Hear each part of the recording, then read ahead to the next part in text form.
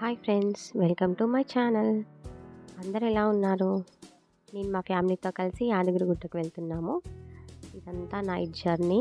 ఈ video clip తీసినప్పుడు night 2:30 అవుతుంది.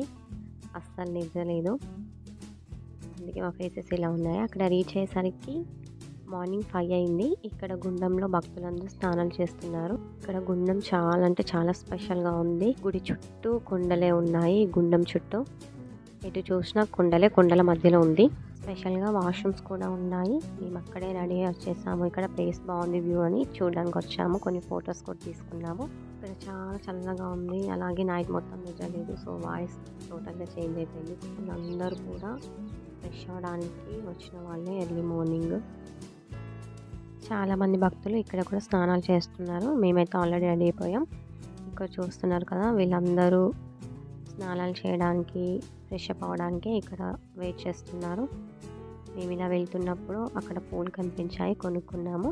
ఇక్కడ జ్యోతిష్యం చెప్పాను, మీ జంట బాగుంది, అంత కష్టపడి వీడియో తీస్తున్నారు కదా, అత్తయ్య చూసి నడవమ్మా అని చెప్తున్నాడు. నవ్వొచ్చింది.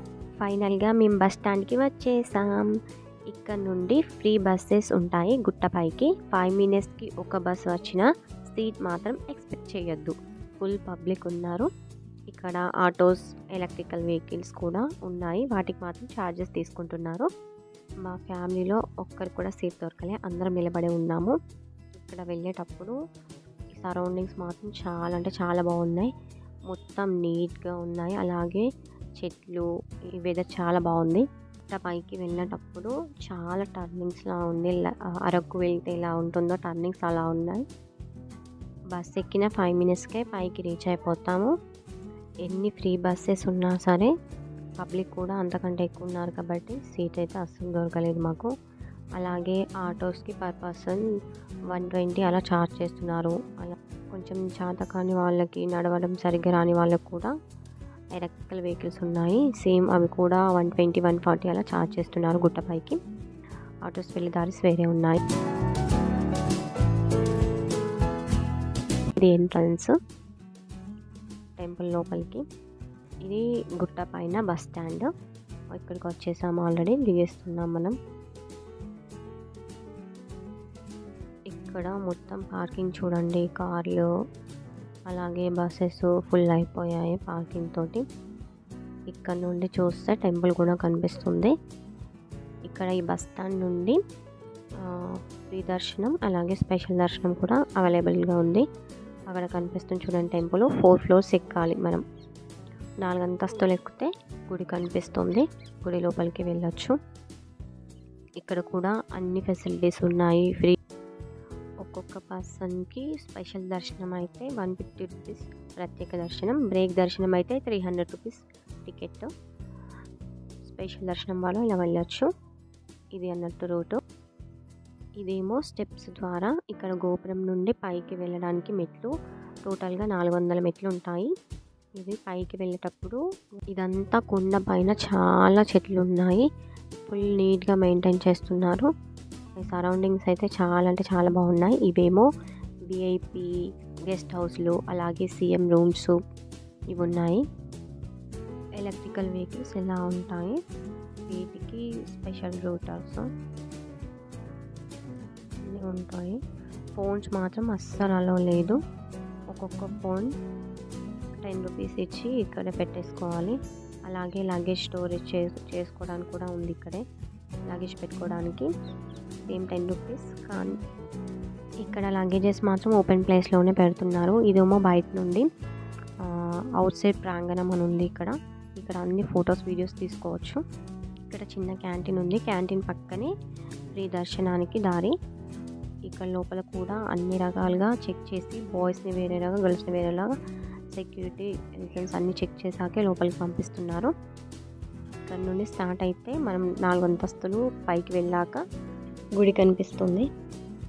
తెలంగాణలో ప్రతి ఒక్కరు వెళ్ళి దర్శించుకోవాల్సిన దేవాలయం యాదాద్రి శ్రీ లక్ష్మీ నరసింహస్వామి ఆలయం. ఈ టెంపుల్ని పంచ నరసింహ క్షేత్రం అని కూడా అంటారు. 4 అంతస్తులు పైకి ఎక్కి వచ్చాక ఇలా గోల్డ్ కలర్ లైన్లోకి వస్తాం. ఇదంతా క్యూ లైనే. ఇక్కడ మధ్యలో కొబ్బరికాయలు కొట్టే ప్లేస్ కూడా ఉంటుంది. సో ఈ లైన్లో నుంచి లోపలికి వెళ్తాం మనం. మేము సండే రోజు వెళ్ళాము. చాలామంది పబ్లిక్ ఉన్నారు ఇక్కడైతే.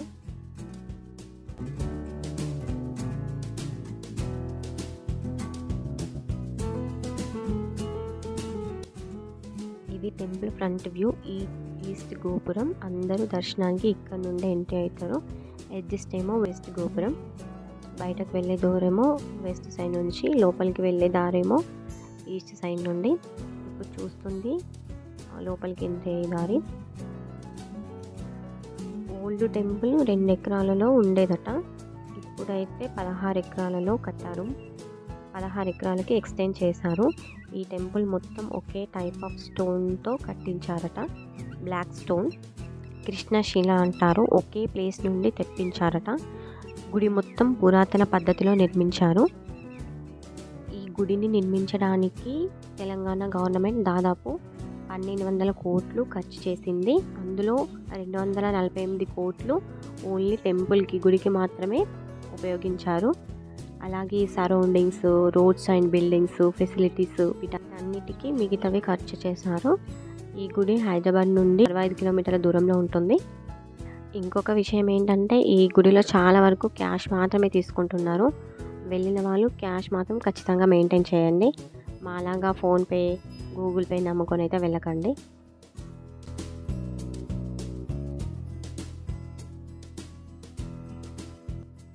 ఇక్కడ ఈస్ట్ వెస్ట్ గోపురాలు మాత్రమే చాలా పెద్దగా ఉంటాయి. అలాగే వీటికి మాత్రమే 2 పెద్ద ఏనుగులు ఉంటాయి. టెంపుల్ లోపల మాత్రం హైలైట్ ఉందండి. హెవెన్ చూసినట్టు అనిపించింది. ఫోన్ మాత్రం అస్సలు అలో లేదు కదా. ఎలా తీసారంటే ఇది స్టార్టింగ్ విజువల్స్ అండి. గుడి స్టార్ట్ చేసినప్పుడు తీసిన విజువల్స్ సెర్చ్ చేశాను నేను. మొత్తం లైటింగ్స్తో చాలా అద్భుతంగా ఉంది. కొండ కింద స్వామివారు ఉన్నారు. అది అసలు కట్టినట్టు లేదు, ఎలా ఉందో అలాగే ఉంది. అలాగే గర్భాలయం ఎంట్రన్స్లో నరసింహస్వామి అవతారాలు చాలా అందంగా చేయించారు. తప్పకుండా చూడండి, అసలు మిస్ అవ్వద్దు.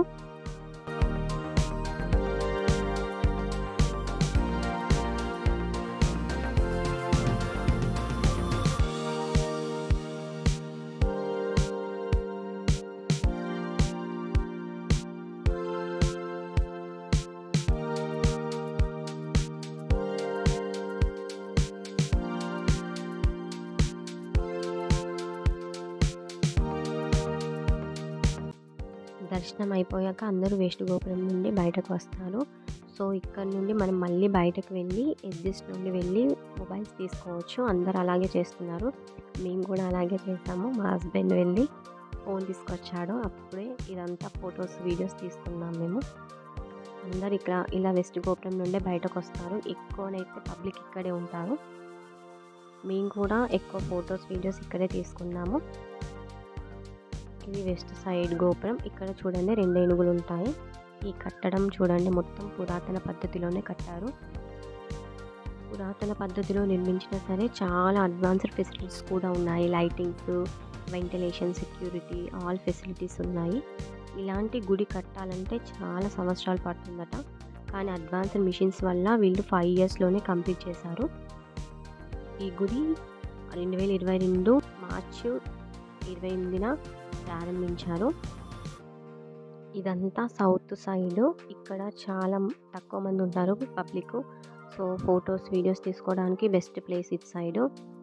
ఇక్కడ నుంచి చూస్తే టెంపుల్ వ్యూ చూడండి. మొగులకి చాలా దగ్గరగా ఆనుకొని ఉన్నట్టుంది. ఇక్కడ మా అమ్మ వాళ్ళు టెన్షన్ పడుతున్నారు, మేనకోడలు మిస్ అయిపోయింది ఇక్కడ ఉంది అని. అదేమో వెళ్ళి కూర్చొని మంచిగా రెస్ట్ తీసుకుంటుంది. అలాగే సౌత్ సైడ్ గోపురం, నార్త్ సైడ్ గోపురం కొంచెం చిన్నగా ఉంటాయి.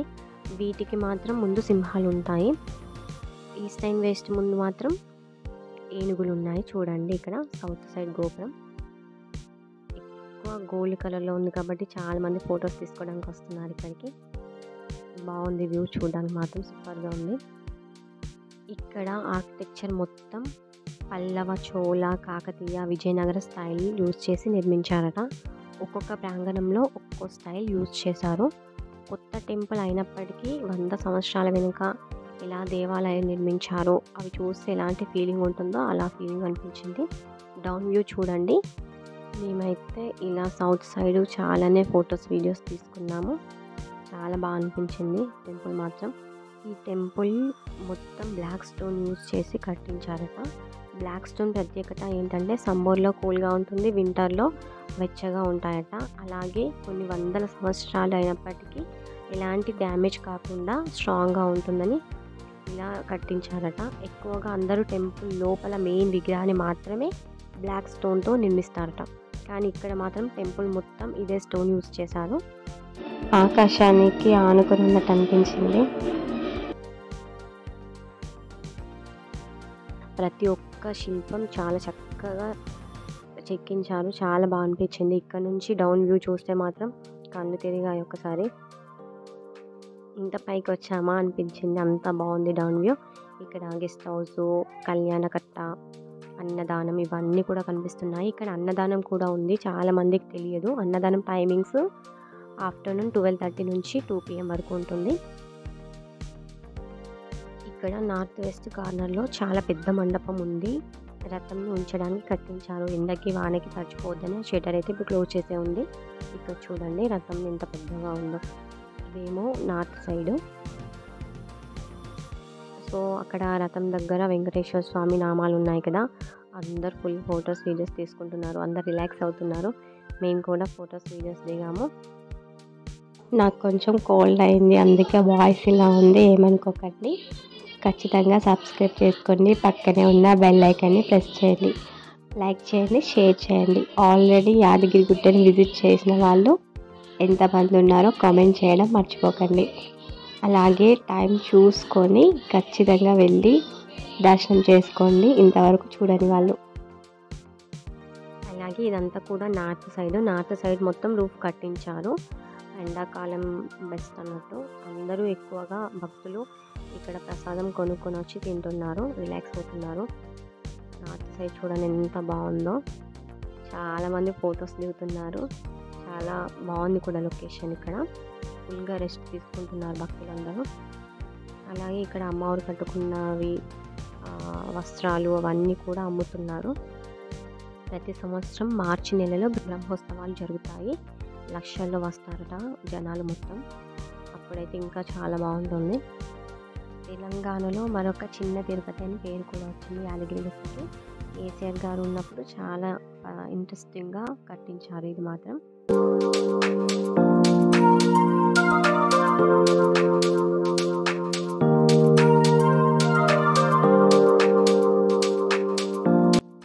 ఇక్కడ చూడండి ప్రతి ఒక్క పిల్లర్ కింద ఏనుగు ఉంటుంది. చాలా స్పెషల్గా అనిపించింది ఇది మాత్రం.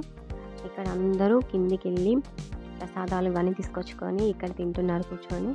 రిలాక్సింగ్గా ఉంది. ప్రతి ఒక్క పిల్లర్ కింద ఖచ్చితంగా ఉంటుంది ఏనుగు.